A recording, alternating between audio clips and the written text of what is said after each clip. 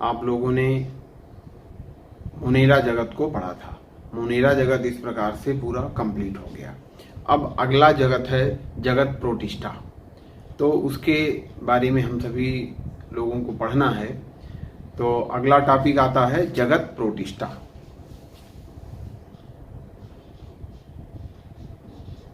जगत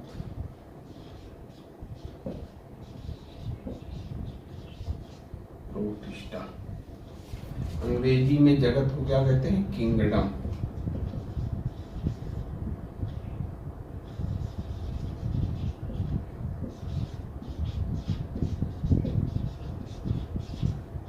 kingdom protista.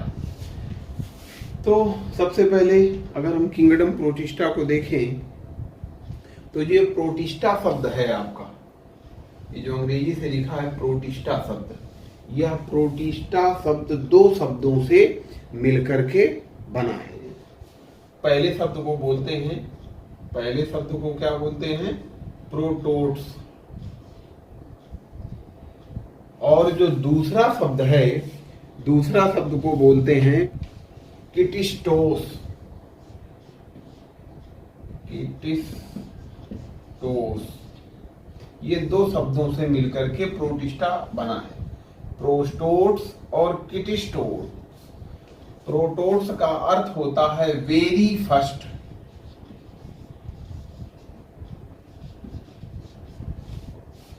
और किटोट्स का अर्थ होता है स्टेबिल्स।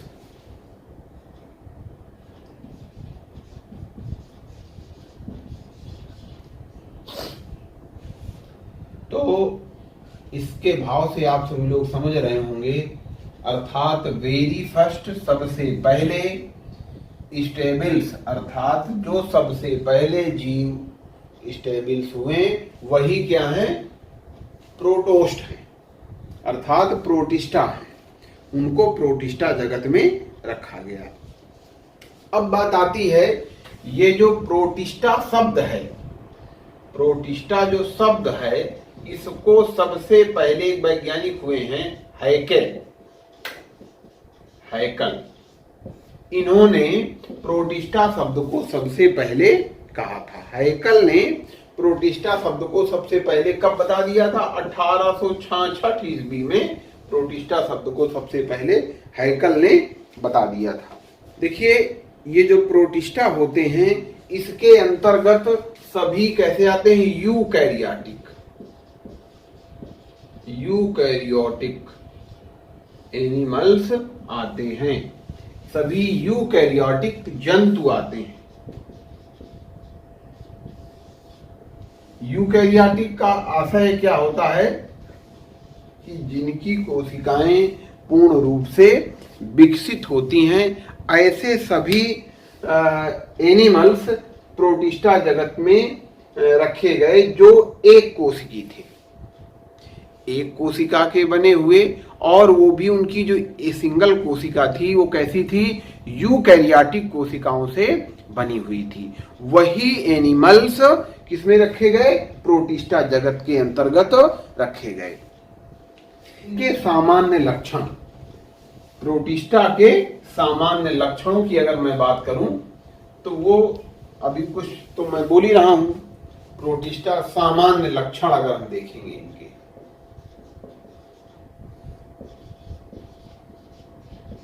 सामान्य लक्षण, इनके अगर हम सामान्य लक्षण देखेंगे तो सबसे पहला मैंने इनको क्या बताया है? ये एक कोशिकीय,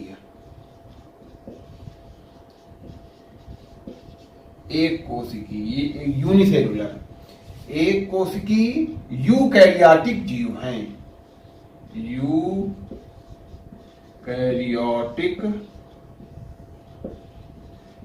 जीव हैं। ये पहला इनका प्रथम कैरेक्टर होता है, एक कोशिकीय यूकैरियोटिक जीव होते हैं। अब बात आती है, ये रहते कहां हैं?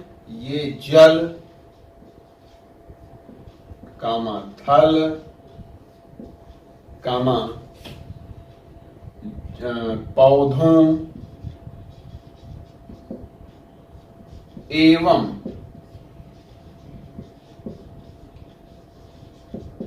जंतुओं में रहते हैं। ठीक, ये कहाँ रहते हैं? जल में भी पाए जाएंगे, थल में भी पाए जाएंगे। थल का मतलब मृदा हो गई, जमीन हो गई। पौधों में भी पाए जाएंगे और जंतुओं में भी पाए जाते हैं। अब अगर हम इनके अगले कैरेक्टर की बात करें तो इनमें वास्तविक केंद्रक, इनमें वास्तविक केंद्रक अर्थात न्यूक्लियस जिसको हम लोग कहते हैं। अभी मोनेरा जगत में क्या था? वास्तविक केंद्रक नहीं पाया जाता था, लेकिन प्रोटिस्टा जगत में वास्तविक केंद्रक पाया जाता है। फिर चौथी बात, वास्तविक केंद्रक इनमें पाया जाएगा तो कोशिका में पाए जाने वाले समस्त प्रकार के कोशिकांग भी पाए जाते हैं। अगला कैरेक्टर क्या हो जाएगा? कोशिका में पाए जाने वाले समस्त प्रकार के कोशिकांग पाए जाते हैं, जैसे माइटोकॉन्ड्रिया,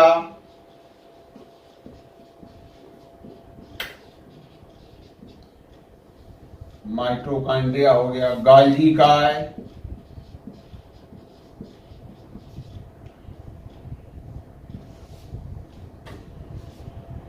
अंतःप्रद्रवी जालिका, एंडोप्लाज्मिक रेटिकुलम,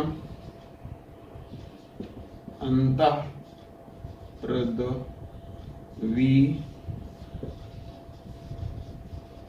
जालिका आदि। ये इस प्रकार के सभी कोशिकांग इसमें पाए जाते हैं। हम अगले कैरेक्टर अगर इनको देखें हम तो अगला कैरेक्टर इनका होता है, इनकी जो कोशिका भित्ति होती है काहे की बनी होती है? सेलुलोज की बनी होती है। कोशिका भित्ति काहे की बनी होती है? सेलुलोज की। इनकी कोशिका भित्ति सेलुलोज की बनी होती है। इनमें जो गमन की क्रिया होती है, इनमें जो गमन होता है वो रोमाभ, रोमाभ की अंग्रेजी होती है सीलिया, कसाब, कसाब की अंग्रेजी होती है फ्लैजिला, ठीक है, पादाब या कूट पादों, पादाब या कूट पाद, इनको अंग्रेजी में बोलते हैं स्यूडोपोडिया। पादाब या कूट पादों द्वारा होती है। इनमें जो गमन की क्रिया है रोमाभ अर्थात सीलिया, कसाब अर्थात फ्लैजिला, पादाब या कूट पादों के माध्यम से होती है। रोमाभ रोए के समान, कसाब हेयर लाइक बड़ा बाल के समान संरचना होता है, जिससे इनमें गमन का काम होता है। अब इनका हम अगर अगला सामान्य कैरेक्टर देखें तो ये क्या होते हैं? स्वपोषी भी होते हैं। ये क्या होते हैं? स्वपोषी अर्थात अपना भोजन स्वयं बना लेते हैं। और परपोषी भी होते हैं। तो परपोषी में ये परजीवी और मृतोपजीवी दोनों प्रकार के होते हैं। परपोषी में परजीवी व मृतोपजीवी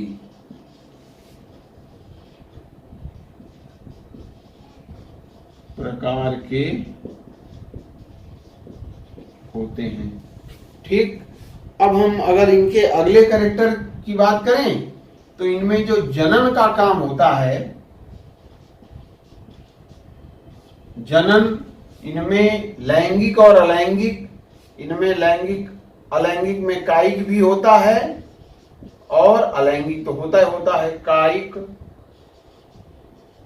कामा अलैंगिक तथा लैंगिक प्रकार का होता है। ठीक, वेजिटेटिव रिप्रोडक्शन भी होता है, एसेक्सुअल रिप्रोडक्शन भी होता है और सेक्सुअल रिप्रोडक्शन भी इनमें होता है। ये प्रमुख रूप से इनके सामान्य लक्षण हो जाते हैं। अब बात आती है, अगर हम इनके एग्जाम्पल को देखें, तो डायटम्स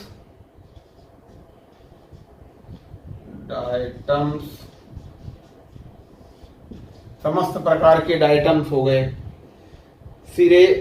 सिरेसियम,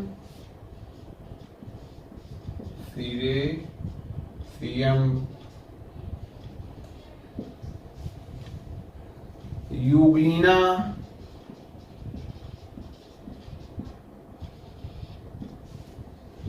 हो गया, समस्त प्रकार के स्लाइम मोल्ड, अवपंग कवक जिनको कहते हैं, अमीबा,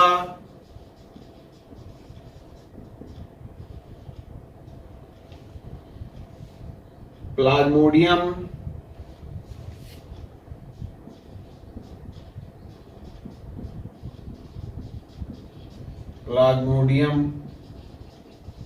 आदि। तो ये इनके एग्जाम्पल्स प्रमुख मैंने लिख दिए। तो ये बात हो गई ये प्रोटोजोआ के प्रोटिस्टा के सामान्य कैरेक्टर हो गए, जगत प्रोटिस्टा के सामान्य कैरेक्टर हो गए, और इनके सामान्य कुछ जीवों को मैंने एग्जाम्पल भी दे दिया। तो सामान्य कैरेक्टर को एक बार फिर से मैं दोहरा दे रहा हूं, ये एक कोष की यूकैरियोटिक जीव है, जल थल पौधों एवं जंतुओं में ये पाए जाते हैं। इनमें वास्तविक केंद्रक होता है, जब यूकैरियोटिक सेल है तो वास्तविक केंद्रक होगा, ये तो स्वाभाविक है। जब यूकैरियोटिक सेल है तो कोशिका के जो कोशिकांग हैं वो भी पाए जाएंगे, ये भी स्वाभाविक है। तो माइटोकॉन्ड्रिया, गाल्गी काय, अंतः प्रदवी जालिका, ये सभी प्रकार के कोशिकांग कोशिका के इसमें पाए जाएंगे। कोशिका भित्ति काय की बनी होती है, इनमें सेलुलोज की बनी होती है। इनमें गमन, रोमाव अर्थात सीलिया, कसाब अर्थात फ्लैजिला, पादाभ या कूटपाद, स्यूडोपोडिया, इन तीनों प्रकार से इनमें गमन होता है। इनमें अलग अलग प्रकार के जीव होते हैं, उनमें गमन के लिए अलग अलग प्रकार के अंग होते हैं। अब बात आती है अगला कैरेक्टर, ये स्वपोषी और परपोषी। तो परपोषी में ये परजीवी और मृतोपजीवी ये होते हैं, ठीक है।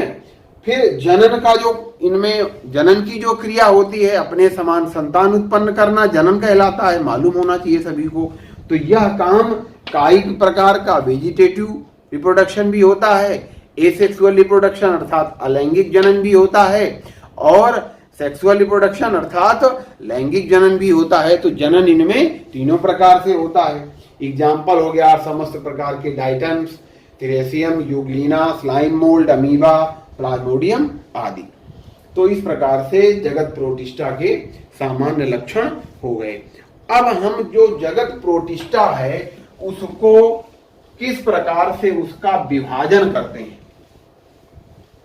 उसको देखेंगे जरा एक बार। तो जो जगत प्रोटिस्टा है उसके समूहों का विभाजन कैसे किया गया है।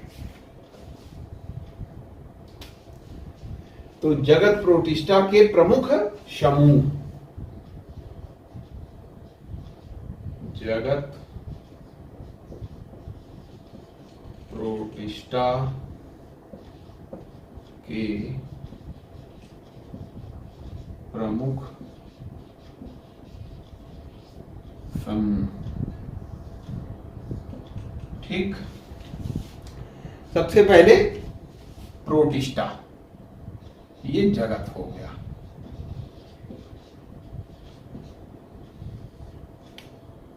प्रोटिस्टा जो जगत है उसको सामान्य रूप से 3 प्रकार के समूहों में विभाजित किया जाता है। इसमें जो सबसे पहला समूह है उसका नाम है प्रकाश संश्लेषी।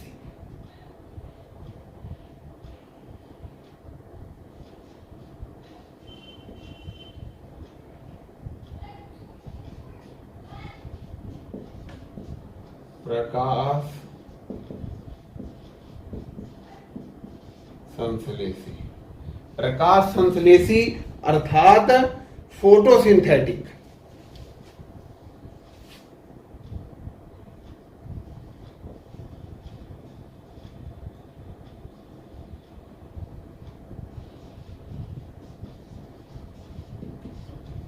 फोटोसिंथेटिक। अब ये सभी क्या होते हैं? ये सभी शैवाल होते हैं।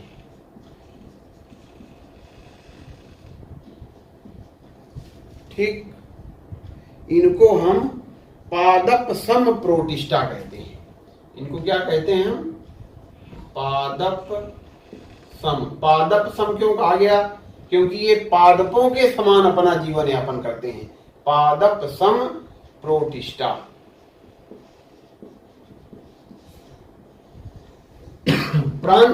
प्लांट लाइक प्रोटिस्टा बोलेंगे इनको। ठीक, ये पहले प्रकार के हो गए। इसके बाद में जो दूसरे प्रकार के होते हैं उनको बोलते हैं अवपंक कवक। उनको क्या बोलते हैं? अवपंक कवक। अवपंक जो कवक हैं उनको कवक सम प्रोटिस्टा भी कहते हैं। स्लाइम मोल्ड्स, स्लाइम मोल्ड्स, इनको क्या बोलते हैं? कवक सम प्रोटिस्टा। कवक सम प्रोटिस्टा, कवकों के समान प्रोटिस्टा। ये दूसरे प्रकार के हो गए। अब बात आती है जो तीसरे प्रकार के प्रोटिस्टा हैं उनको बोलते हैं जंतु सम प्रोटिस्टा। उनको क्या बोलते हैं?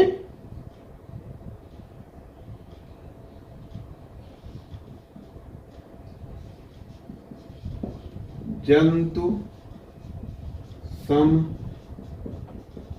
प्रोटिस्टा। जंतु सम प्रोटिस्टा को क्या बोलते हैं? प्रोटोजोआ। प्रोटोजोआ,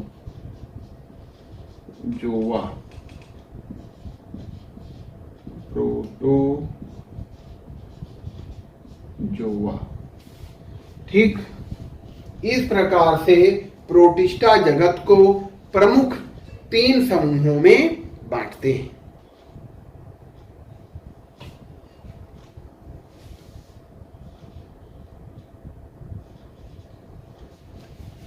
अब बात आती है जो प्रकाश संश्लेषी शैवाल हैं अर्थात फोटोसिंथेटिक प्रोटिस्टा हैं, पादप सम प्रोटिस्टा हैं, उनको हम 3 समूहों में बांटते हैं। उनको हम कितने समूहों में बांटते हैं? 3 समूहों में बांटते हैं। का जो पहला समूह है क्राइसोफाइट्स।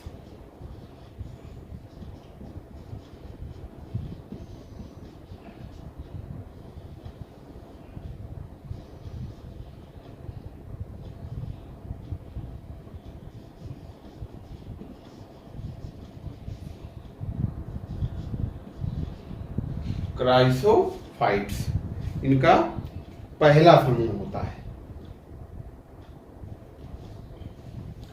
इसके अंतर्गत सभी प्रकार के एग्जाम्पल अगर पूछें तो डाइटम्स सभी प्रकार के आते हैं।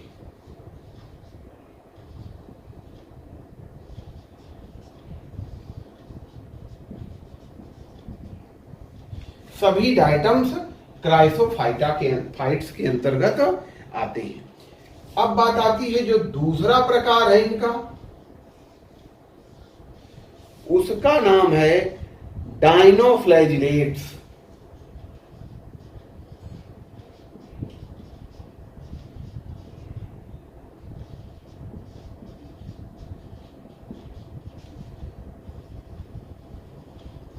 डाइनोफ्लैजिलेट्स।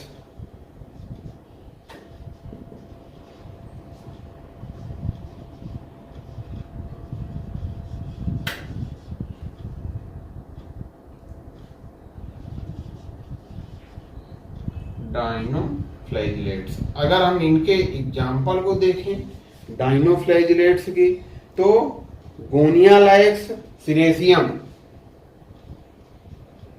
गोनिया लाइक्स हो गया, सिरेसियम हो गया,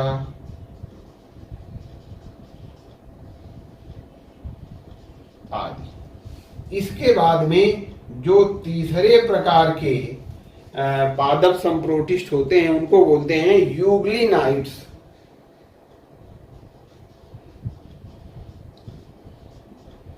यूग्लिनाइट्स।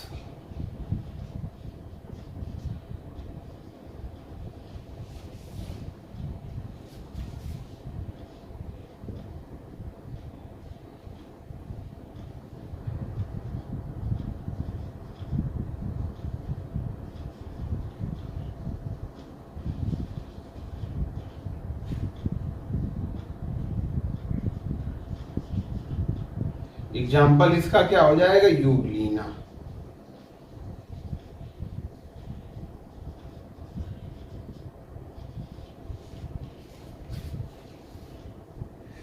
इस प्रकार से प्रकाश संश्लेषी जो प्रोटिस्टा होते हैं उनको कितने समूहों में बांटा गया, 3 समूहों में बांटा गया। अब हम अवपंक कवक की बात करें, कवक संप्रोटिस्ट की बात करें, तो इनको भी 2 समूहों में बांटते हैं। इनके भी 2 पार्ट होते हैं। 2 पार्ट में से एक होता है आकोशिकीय,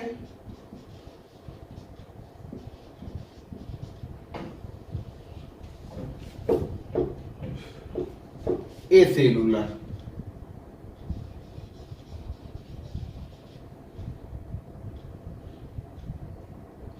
एसेलुलर।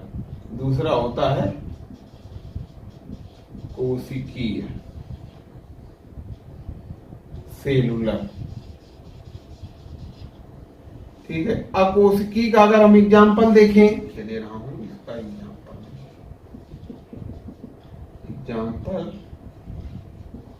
फाइसेरम। और कोशिकी का अगर हम एग्जाम्पल देखें अवपंक कवक में डिप्टियोइस्टेलियम, ये इनके एग्जाम्पल हो गए। फिर बात आती है जंतु संप्रोटिस्टा, प्रोटोजोआ जिनको कहते हैं। इनको 3 पार्टों में बांटते हैं। इनको कितने पार्टों में बांटते हैं, 3 पार्टों में बांटते हैं। 3 पार्टों में बांटते हैं। इनका जो पहला समूह है उसका नाम है जूफ्लैजिलेटा।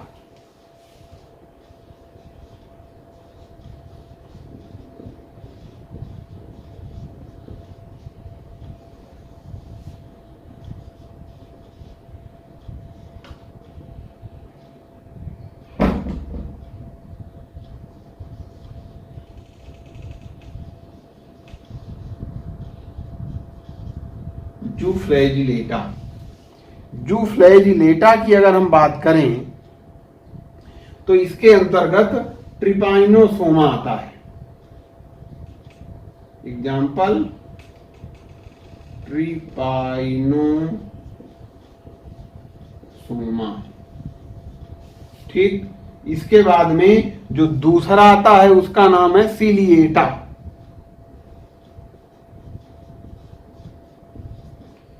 सिलिएटा।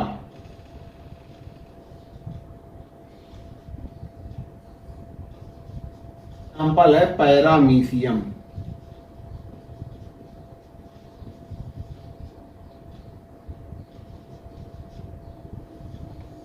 इसके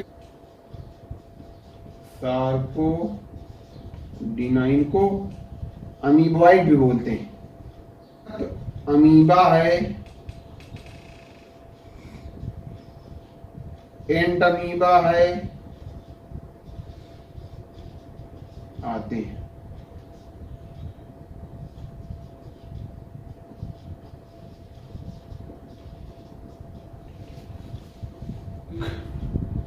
इस प्रकार से ये प्रोटिस्टा जगत को समूहों में डिवाइड करते हैं। एक चीज और समझ लीजिए कि ये इस प्रकार से इनका प्रोटिस्टा जगत के एनिमल्स का क्लासिफिकेशन किया गया है। तो क्लासिफिकेशन तो इस प्रकार से किया गया है, मैंने पूरा व्यवस्थित आपको बता दिया है, लेकिन जो आपकी एनसीईआरटी बुक है उसके अंतर्गत हम एनसीईआरटी बेस्ड चल रहे हैं, तो उसके आधार पर प्रोटिस्टा जगत में जो पढ़ना है, तो प्रोटिस्टा जगत में क्राइसोफाइटा जो है, डाइनोफ्लैजिलेट्स, यूग्लिनाइट्स और चौथा अवपंग, कवक, ठीक, और पांचवा प्रोटोजोआ। इस प्रकार से आपको पढ़ना है। पहला क्या पढ़ना है?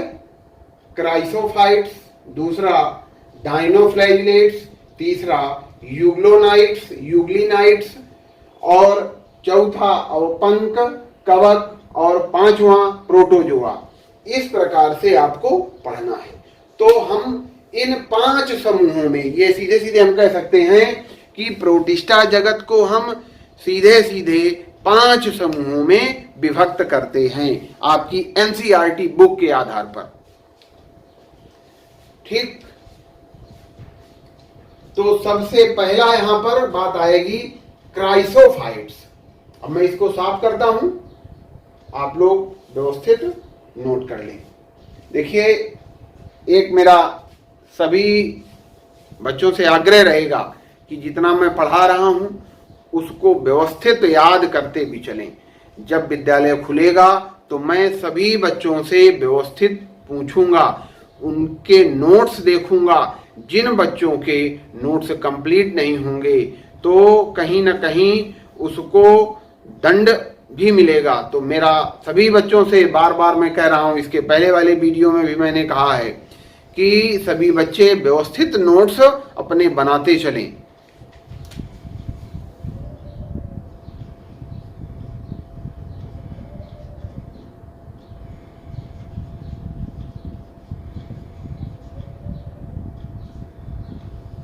अगली हेडिंग लगा लेंगे क्राइसोफाइट्स।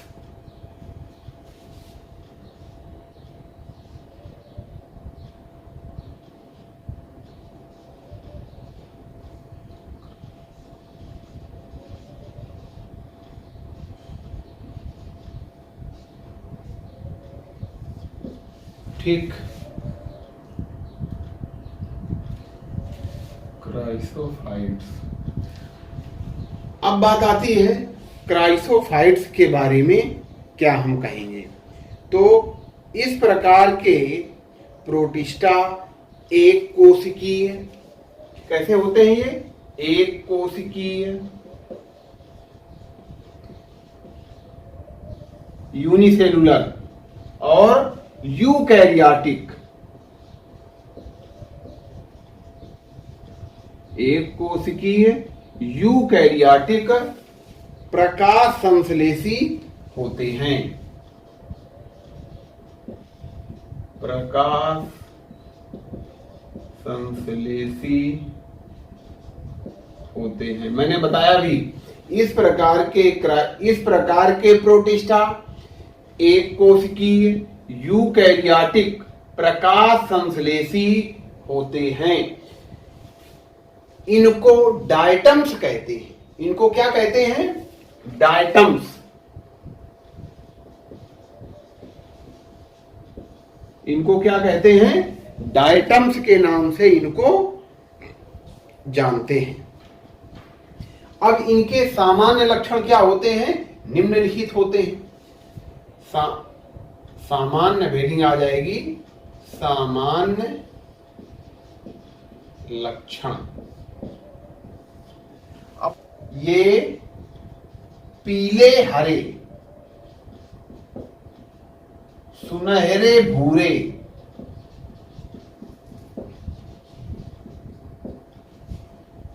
या पीले रंग के होते हैं। ठीक, ये कैसे होते हैं? पीले हरे, सुनहरे भूरे या पीले रंग के होते हैं। दूसरे क्या हो गया, ये लवणीय व अलवणीय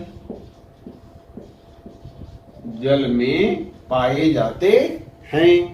एक इनमें विशेष प्रकार का वर्णक होता है, उस वर्णक का नाम होता है डायटोमिन। क्या नाम होता है उसको, डायटोमिन। इस डायटोमिन वर्णक के कारण ही ये डायटम्स कहलाते हैं। डायटोमिन वर्णक के कारण ही ये डायटम्स कहलाते हैं। वर्णक कौन सा होता है इसमें, डायटोमिन होता है, प्रमुख डायटोमिन होता है, लेकिन इसके साथ में क्लोरोफिल ए और क्लोरोफिल सी ये भी होते हैं। तो अब अगले कैरेक्टर की अगर मैं इनकी बात करूं तो ये अचल होते हैं, ये चल नहीं सकते। ये कैसे हैं, अचल। ये क्या होते हैं, अचल होते हैं, लेकिन जल धारा में ये स्वतंत्र रूप से बहते रहते हैं। अचल तो होते हैं लेकिन जल धारा में स्वतंत्र रूप से ये क्या होते हैं, बहते रहते हैं। अगले कैरेक्टर की अगर मैं इनकी बात करूं, इनमें संग्रहित भोज्य पदार्थ मंड नहीं होता। मंड सामान्य रूप से सभी जीव जाति जीव करते हैं, मंड के रूप में भोज्य पदार्थ को संग्रहित करते हैं। ये भोज्य पदार्थ के रूप में क्या करते हैं, क्राइसोलैमिनस पदार्थ को के रूप में संग्रहित रखते हैं। क्राइसोलैमिनस के रूप में भोज्य पदार्थ को संग्रहित करते हैं। अगर पूछ लिया जाए डायटम्स भोज्य पदार्थ को किस रूप में संग्रहित करते हैं, तो क्राइसोलैमिनस के रूप में ये संग्रहित करते हैं। ठीक है, अगले कैरेक्टर की अगर मैं इनकी कोशिका भित्ति क्या होती है, दो प्रतिच्छादी। जैसे साबुनदानी आप लोगों ने देखा होगा, अर्थात इनकी जो कोशिका भित्ति होती है वो साबुनदानी के समान होती है। जो सिंगल साबुनदानी होती है जिसमें साबुन रखते हैं, ऊपर से ढक्कन होता है, नीचे उसका कवर होता है, तो वो कुछ इस प्रकार से बनी होती है साबुनदानी, और इसके ऊपर ये ऐसे ढक्कन लगा होता है। ठीक है ना, ये नीचे का हिस्सा हो गया जहां साबुन रख दिया जाता है, और ये इसके ऊपर ढक्कन लगा होता है। तो ये इस प्रकार से ये बनावट में क्या होते हैं, इस प्रकार के होते हैं। इनकी कोशिका भित्ति दो प्रतिच्छादी होती है, जिस प्रकार से साबुनदानी होती है। ये ऊपर वाला हिस्सा क्या कहलाता है, इपिथिका, और ये नीचे वाला हिस्सा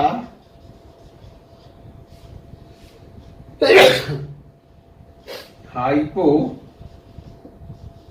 कहलाता है। ठीक, इनकी कोशिका भित्ति दो प्रतिच्छादी होती है। जैसे साबुनदानी, उसमें से ऊपर एक हिस्सा इपिथिका कहलाता है और दूसरा हिस्सा हाइपोथिका कहलाता है। ठीक, अब बात आती है इनमें जो फ्लैजिला आते हैं केवल जनन के समय दिखाई देते हैं। कसाब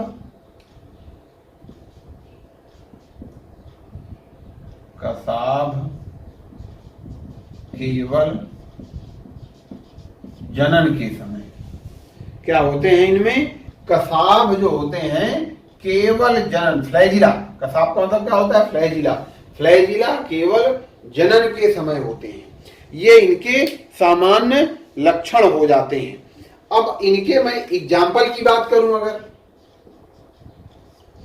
इनके जो एग्जाम्पल हैं डाइटम्स जो हैं, तो डाइटम्स तो इस समूह के क्राइसोफाइट्स के अंतर्गत जितने भी एनिमल्स हैं, जितने भी जीव हैं उनको सभी को हम क्या कहते हैं, डाइटम्स कहते हैं।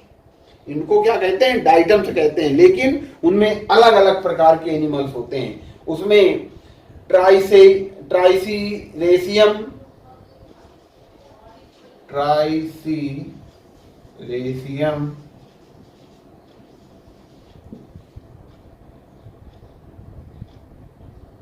सिनेट्राइकस,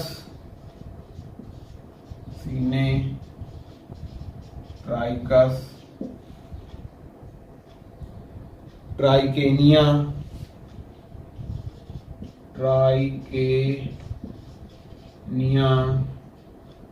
ETC आदि बहुत हो गए।